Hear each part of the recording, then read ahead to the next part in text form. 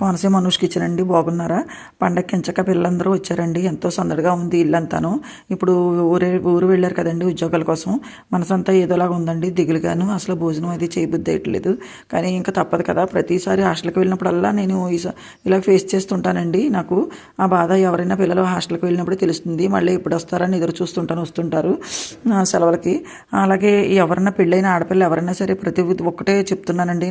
నేను మీరు ఎప్పుడైతే అత్తగారు మామగారి దగ్గర పెద్దల దగ్గర ఆశీర్వాదం తీసుకుని మీ పిల్లల్ని ఆడిస్తూ నానమ్మలు తాతయ్యలు ఉంటారో ఆ పిల్లలు చాలా బాగుంటారండి. మేమందరం కూడా అలా ఉమ్మడి కుటుంబంగా ఉండేవాళ్ళం. ఇప్పుడు ప్రతి ఒక్కళ్ళు కూడా ఆడపిల్లలు ఎవరన్నా సరే తల్లి తండ్రుల దగ్గర నుంచి కాపురం చేసుకోవాలని కోరుకోండి. మిమ్మల్ని వాళ్ళు కూతురులా చూసుకున్నప్పుడు మీరు కూడా వాళ్ళని తల్లిదండ్రులాగా చూసుకోవాలి తప్ప మీరు వేరే రకంగా ఎప్పుడు చూడకూడదు. చాలా పాపం అండి అది. తల్లి బిడ్డలు ఎట్టి పరిస్థితులను చదువు గురించైనా వెళ్ళొచ్చు, ఉద్యోగం గురించైనా వెళ్ళొచ్చు తప్ప ఇంకా వేరే విషయం అయితే మాత్రం వాళ్ళ కొడుకులను తీసుకుని వేరే ఊరికి అసలు దయచేసి వెళ్ళకండి.